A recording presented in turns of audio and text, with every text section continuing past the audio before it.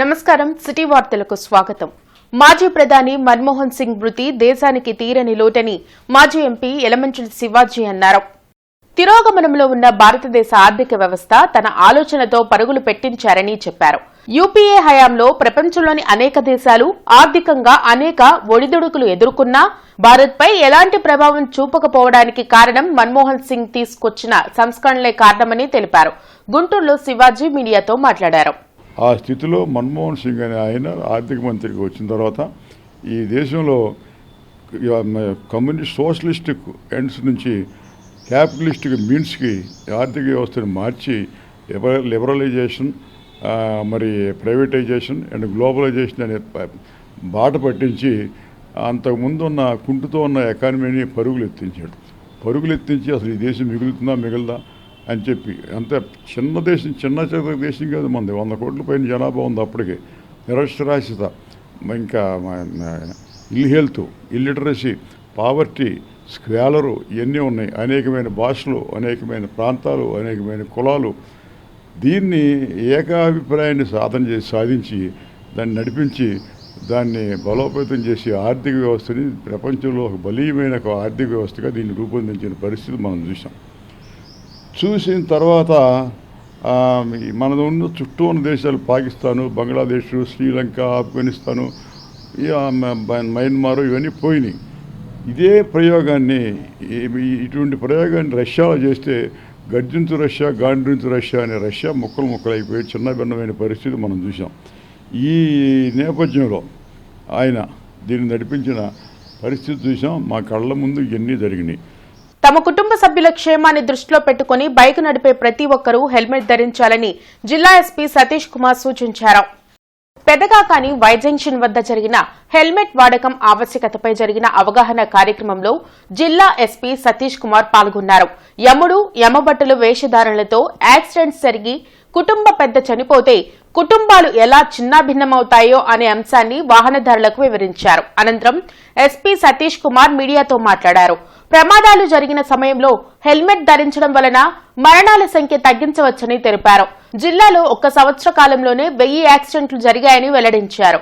వాటిలో సుమారు 370 మంది చనిపోయారని, మరో 600 మంది అంగవైకల్యం పొందారని అన్నారు. అందుకే వాహనదారులకు 15 రోజుల పాటు హెల్మెట్ వినియోగంపై అవగాహన కల్పిస్తామని, అనంతరం ఫైన్లు వేసి అవసరమైతే లైసెన్స్ కూడా రద్దు చేస్తామని హెచ్చరించారు. కార్యక్రమంలో పెదకాకాని పోలీస్ సిబ్బంది, కళాకారులు పాల్గొన్నారు. 1000 యాక్సిడెంట్స్ దగ్గర గుంటూరు డిస్ట్రిక్ట్లో జరిగింది. ఓన్లీ గుంటూరు వరకే నేను మాట్లాడుతున్నాను. ఈ 1000 యాక్సిడెంట్స్లో కూడా డెత్ అనేది 392 కేసెస్లో 304A కేసు అంటాము. అది 392 కేసెస్. దాంట్లో చనిపోయిన వాళ్ళు 411 మంది చనిపోయారు. అదేవిధంగా నాన్ ఫేటల్ అంటాము. నాన్ ఫేటల్ అంటే యాక్సిడెంట్స్ జరుగుతాయి కానీ ప్రాణం వెళ్ళదు, కానీ కాలు పోవడమో, కై పోవడమో అలాంటి ఆయన యాక్సిడెంట్స్ 608 యాక్సిడెంట్స్ జరిగాయి. దాంట్లో అఫెక్ట్ అయిన వాళ్ళు 710 మంది అఫెక్ట్ అయ్యారు.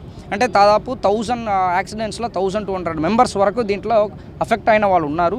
దీంట్లో మెయిన్ ఏంటంటే ఒకసారి ఆ మగవాడు, ఒక కుటుంబానికి చెందిన మగవాడు చనిపోయిన తర్వాత కుటుంబానికి ఉన్న సపోర్ట్ కూడా తగ్గిపోతాయి. కాబట్టి ఈ ప్రాణాన్ని ఒక విలువ ఎవరికి అర్థం కావట్లేదనిలాగా మనకు అనిపిస్తుంది. కాబట్టి ప్రజలకు ఒక బిహేవియరల్ చేంజ్ రావాలి, అందరూ కూడా విల్లింగ్గా చేయాలనే ఉద్దేశంతో పాటు ఈరోజు ఈ హెల్మెట్ ఒక రోడ్ యాక్సిడెంట్ అవేర్నెస్ లాగా ఈ ప్రదర్శన ఈరోజు పెదకాకాని పోలీస్ స్టేషన్ లిమిట్స్లో జరపడం జరుగుతుంది. 2 కాబట్టి అది 2 పైన ఎక్కువ ఎంఫసైజ్ చేస్తాము. ఇది 1000 రూపీస్ దగ్గర హెల్మెట్గా మనం ఫైన్ వేస్తాము. కమింగ్ డేస్లో రూల్స్ ప్రకారం చేస్తాము. అండ్ ఇంకొకటి ఆటోలో కూడా ఇప్పుడు ఇంకా 2 డేస్లో అసోసియేషన్ అందరికీ మీటింగ్ ప్లాన్ చేస్తాము. ఈవెన్ కార్డ్స్, ఐడి కార్డ్స్ పరంగా కూడా అందరికీ ఇస్తున్నాము. సో దీని మేరకు కొన్ని వాళ్ళు కూడా night controlled movement of autos ఉండడానికి కూడా ప్లాన్ చేసుకున్నాము. దీంట్లో ఫస్ట్ స్టెప్ రాజ్యాంగ నిర్మాత అంబేద్కర్ పై అమిత్ షా చేసిన వ్యాఖ్యలను వ్యతిరేకిస్తూ ఈ నెల 30న దేశవ్యాప్తంగా నిర్వహించనున్న నిరసనను విజయవంతం చేయాలని వామపక్ష పార్టీల నాయకులు కోరారు. డాక్టర్ బిఆర్ అంబేద్కర్ పై కేంద్ర హోంమంత్రి అమిత్ షా చేసిన వ్యాఖ్యలు సిగ్గుచేటని వామపక్ష నేతలు జంగాల అజయ్ కుమార్, నల్లికాంత్, ఇతర నేతలు అన్నారు. సిపిఐ కార్యాలయంలో వారు మీడియాతో మాట్లాడారు. అంబేద్కర్ పై అనుచిత వ్యాఖ్యలు చేసిన అమిత్ షా తక్షణమే తన పదవికి రాజీనామా చేయాలని డిమాండ్ చేశారు. దేశ కీర్తిని దెబ్బతీసేలా మాట్లాడిన అమిత్ షాపై ప్రధాని మోడీ ఎందుకు చర్యలు తీసుకోవడం లేదని ప్రశ్నించారు. అమిత్ షా వ్యాఖ్యలకు వ్యతిరేకంగా ఈ నెల 30న జిల్లా, మండల కేంద్రాల్లో వామపక్ష పార్టీలు నిరసనలను నిర్వహిస్తామన్నారు.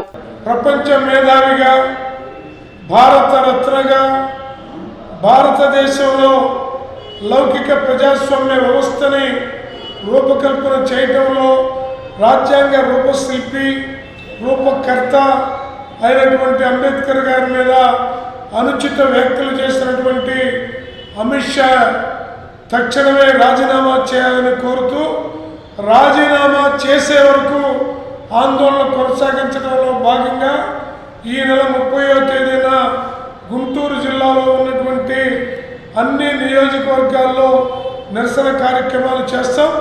ఆ తర్వాత మళ్ళీ అఖిల భారత స్థాయిలో వచ్చే పిలుపులన్నింటినీ, రాష్ట్ర స్థాయిలో వచ్చే పిలుపులన్నింటినీ జయప్రదం చేస్తూ అమిత్ షా రాజీనామా చేయటమే లక్ష్యంగా ముందుకు సాగుతామని ఈ సందర్భంగా తెలియజేస్తా ఉన్నాం. ఒకవైపు మోడీ మోడీ మోడీ మోడీ అని పెద్ద ఎత్తున జపం చేస్తున్నటువంటి బీజేపీ వాళ్ళు దేశానికి ఆదర్శవంతమైనటువంటి రాజ్యాంగాన్ని రాసినటువంటి అంబేద్కర్ తలుచుకుంటే వాళ్ళకి ఎందుకు అంత కోపమో అర్థం కావటం లేదు. కేవలం ఇది రాజ్యాంగం మీద కోపం, అంబేద్కర్ మీద కోపం కాదు, రాజ్యాంగం మీద కోపం. అందుకని ఈ రాజ్యాంగాన్ని కాపాడుకోవాలంటే ఖచ్చితంగా మోడీ ఖచ్చితంగా క్షమాపణ చెప్పాలి. ప్రత్యేకంగా రాజ్యాంగాన్ని గౌరవిస్తూ ప్రత్యేక సమావేశాల్లో ఈ విధమైన అంబేద్కర్ని అగౌరవపరుస్తూ మాట్లాడిన మాటలను వెంటనే ఉపసంహరించుకోవాలి. లేని పక్షంలో అమిత్ షా రాజీనామా చేయాలని చెప్పి డిమాండ్ చేస్తాం. విద్యుత్ ఛార్జీల పెంపును వ్యతిరేకిస్తూ వైఎస్ఆర్ కాంగ్రెస్ పార్టీ పోరుబాటు కార్యక్రమం చేపట్టింది. పొన్నూరు రోడ్లోని ఏపీసీపీడీసీఎల్ కార్యాలయం వద్ద ధర్నా నిర్వహించి ప్రభుత్వానికి వ్యతిరేకంగా నినాదాలు చేశారు. ఆందోళనలో వైసీపీ నేతలు మోదుగుల వేణుగోపాల్ రెడ్డి, నూరి ఫాతిమా, పలువురు కార్పొరేటర్లు పాల్గొన్నారు. విద్యుత్ ఛార్జీలను పెంచమంటూ అధికారంలోకి వచ్చిన కూటమి ప్రభుత్వం ప్రజలపై భారం మోపేలా నిర్ణయాలు తీసుకోవడం దుర్మార్గమని నాయకులు మండిపడ్డారు.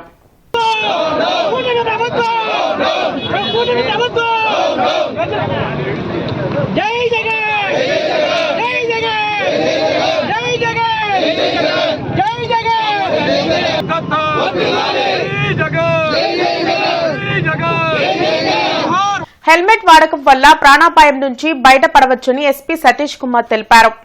ట్రాఫిక్ పోలీసులు ఆధ్వర్యంలో గుంటూరులో నిర్వహించిన హెల్మెట్ అవేర్నెస్ ర్యాలీని ఎస్పీ సతీష్ కుమార్ ప్రారంభించారు. పోలీస్ పరేడ్ గ్రౌండ్ నుంచి నగరంలోని పలు ప్రధాన ప్రాంతాల్లో ఈ ర్యాలీ సాగింది. యాక్సిడెంట్లు జరిగినప్పుడు టూ వీలర్ పై ఉండే వారికి హెల్మెట్ లేకపోవడం వల్ల తీవ్ర గాయాలతో చనిపోతున్నారని ఎస్పీ చెప్పారు. అలా జరగడం వల్ల అనేక కుటుంబాలు చిన్నాభిన్నమయ్యాయని పేర్కొన్నారు. తమ కుటుంబ సభ్యులు బైక్ నడిపేటప్పుడు హెల్మెట్ తప్పనిసరిగా పెట్టుకునేలా చూడాల్సిన బాధ్యత ఆ ఫ్యామిలీ మెంబర్స్ పై ఉందన్నారు. రీసెంట్ టైమ్స్లో జరిగిన యాక్సిడెంట్స్ని అనాలిసిస్ చేస్తున్నప్పుడు టోటల్లీ టూ వీలర్ యాక్సిడెంట్స్ ఎక్కువ జరుగుతున్నాయి. టూ వీలర్ యాక్సిడెంట్స్లో కూడా హెల్మెట్ వేసుకోకపోవడం వల్ల చాలామంది చనిపోతున్నారు. 10 మందిలో 8 మంది హెల్మెట్స్ వేసుకోవడం లేదు. దానివల్ల హెడ్ ఇంజరీ ఎక్కువ అవుతుంది. కాబట్టి టూ వీలర్లో నడుపుతున్న వాళ్ళందరూ కూడా హెల్మెట్ వేసుకోవాలన్న ఉద్దేశంతో పాటు ఈరోజు అవేర్నెస్ కార్యక్రమం నిర్వహించడం జరుగుతుంది. మన గుంటూరు టౌన్ మాత్రం కాకుండా ఆల్రెడీ పెద్దకాకాని నార్త్ మన ఎస్డిపి అంటే నార్త్ సబ్ డివిజన్ లిమిట్స్లో పెద్దకాకానిలో కూడా కండక్ట్ చేయడం జరిగింది. అదేవిధంగా ఆల్ పోలీస్ స్టేషన్స్లో కూడా ఈ హెల్మెట్ అవేర్నెస్ ప్రోగ్రామ్ మనం కండక్ట్ చేస్తున్నాము. సో ఇంకా ఒక 1 మంత్ ఇలాగా అవేర్నెస్ ప్రోగ్రామ్ కల్పించి తరువాత ఫైన్ అమౌంట్ కూడా ఎన్ఫోర్స్మెంట్ కూడా వేయడం అనేది జరుగుతాయి. సో ప్రజలందరూ కూడా హెల్మెట్ వేసుకోవాలని చెప్పేసి మన గుంటూరు పోలీస్ తరపు నుంచి విన్నపులు చేస్తున్నాం. సమగ్ర శిక్ష గుంటూరు జిల్లా ఆధ్వర్యంలో జిల్లాలో ఉన్న ప్రభుత్వ పాఠశాల ఉపాధ్యాయులు ఎస్ఎంసీ మెంబర్స్ కు ఒకరోజు శిక్షణ కార్యక్రమం జరిగింది. చౌత్ర సెంటర్లోని గవర్నమెంట్ గర్ల్స్ హై స్కూల్లో జరిగిన ఒకరోజు శిక్షణ కార్యక్రమంలో సమగ్ర శిక్ష అదనపు ప్రాజెక్టు అధికారి విజయలక్ష్మి పాల్గొన్నారు. అనంతరం ఆమె మీడియాతో మాట్లాడుతూ ఎస్ఎంసీ సభ్యులు టీచర్స్ అందరూ పూర్తి సమన్వయంతో పనిచేస్తూ పాఠశాలల అభివృద్ధిలో భాగస్వాములు కావాలని కోరారు. పాఠశాలకు గైర్హాజరైన పిల్లలను పరిశీలించి వారిని తిరిగి పాఠశాలకు చేర్పించాలని సూచించారు. అనంతరం వినియోగదారుల దినోత్సవం సందర్భంగా పెట్టిన రాష్ట్ర స్థాయి ఎస్ఏ రైటింగ్ నగదు బహుమతి పొందిన 10వ తరగతి విద్యార్థిని అర్షియా ఫాతిమను అభినందించారు. ఈ కార్యక్రమంలో హెచ్ఎంఎండి కాసిం, ఆరిఫ్, ఉపాధ్యాయులు పాల్గొన్నారు. మన ప్రభుత్వ పాఠశాలలో విద్యనభ్యసిస్తున్నటువంటి విద్యార్థుల్ని భవిష్యత్తులో మరి భావి పౌరులుగా ఎంత ఉత్తమంగా తీర్చిదిద్దాలి, దానికి మనమేమి చర్యలు తీసుకోవాలనే విధంగా మరి తర్ఫీదు ఇవ్వటం జరుగుతుంది. ముఖ్యంగా విద్యకు సంబంధించి ప్రతి స్కూల్లో కూడా ఎన్రోల్మెంట్ ఎంత ఉంది, ఆబ్సెంటీస్ ఎంతమంది ఉన్నారు, ఈ ఆబ్సెంటీస్ని తగ్గించడానికి గాను ప్రతి క్లాస్ టీచరు కూడాను వారి పిల్లలకి ఎవరైతే ఆబ్సెంట్ ఉన్నారో వారి తల్లిదండ్రులకి కంటిన్యూస్గా ఫోన్ చేయడం ద్వారా వాళ్ళని తరగతి గదుల్లోకి ప్రవేశించే విధంగా చేయడానికి అవకాశం ఉంటుంది. అలాగనే బయట పిల్లలందరినీ కూడా సర్వే చేసి మరి సీజనల్ హాస్టల్స్లోనూ స్కూల్స్లోనూ చేర్పించే విధంగా చర్యలు తీసుకోవడం జరుగుతుంది. జిల్లా స్థాయిలో ప్రథమ స్థానం పొందడం జరిగింది. అదేవిధంగా రాష్ట్ర స్థాయిలో కూడా ద్వితీయ స్థానాన్ని పొందింది. ఈ సందర్భంగా ఆ అమ్మాయిని విద్యార్థి హర్షియాను మన విద్యాశాఖ తరఫున ఏపీసీ మేడం గారు అభినందించడం జరిగింది. చాలా సంతోషం. ఈ పాఠశాల నుంచి పిల్లల్ని అన్ని విధాలుగా తయారు చేసి అన్ని రంగాల్లో ముందుండే విధంగా చేస్తామని చెప్పి ఈ సందర్భంగా తెలియజేస్తూ మాకు అన్ని విధాలుగా సహకరించిన గైడ్ టీచర్ మహమ్మద్ ఆరిఫ్ గారిని కూడా అభినందిస్తూ తీసుకున్నాను. నా సెంటర్ ఓ హోటల్లోని జిల్లా అసోసియేషన్ హాల్లో రిటైల్ అసోసియేషన్ ట్రెజరర్ ప్రభు మెడికల్ స్థాపకులు ప్రభు ప్రసాద్ సంస్మరణ సభ జరిగింది. ఈ సందర్భంగా ఆయన అందించిన సేవలను కొనియాడారు. అనంతరం ఆయనకు ఘనంగా నివాళులర్పించారు. సభలో president Chandrashekar, secretary Sairam, vice president M Srinivas, joint secretary CH Bhaskar తదితరులు పాల్గొన్నారు. ఇటు అసోసియేషన్లో కూడా అటు జిల్లా అసోసియేషన్లో ఇటు లోకల్ రిటైల్ అసోసియేషన్లో కోశాధికారిగా విధులను నిర్వహించి చాలా అసోసియేషన్కి మంచిగా వెన్నుదండలుగా నిలబడి ఉన్నారు. ఇవాళ వారి మరణం ఈ అసోసియేషన్కి తీరని లోటు. వారి మరణానికి ప్రగాఢ సానుభూతి తెలియజేస్తూ వారి కుటుంబానికి వారి ఆశీస్సులు ఎప్పుడూ ఉండాలని, వారి కుటుంబానికి ఆ భగవంతుడు వారి లేని లోటు లేకుండా వారికి ధైర్యం కల్పించాలని కోరుకుంటూ మరొకసారి ప్రభుప్రసాద్ గారికి అసోసియేషన్ తరఫున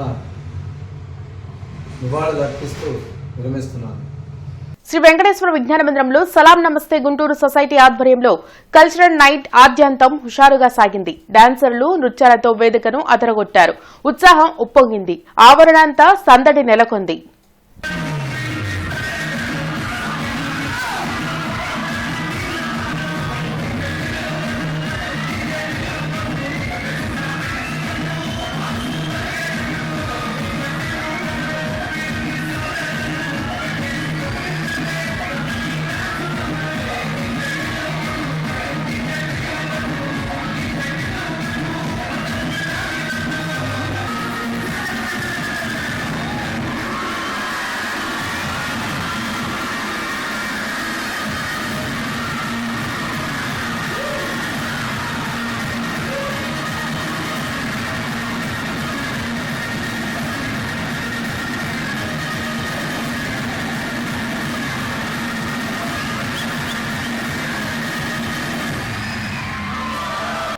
రూపాయలకే వైద్యం చేశారని ఆమె నాకు మొట్టమొదటిసారిగా చెప్పేటప్పుడు నేను చాలా ఆశ్చర్యంగా పోయాను.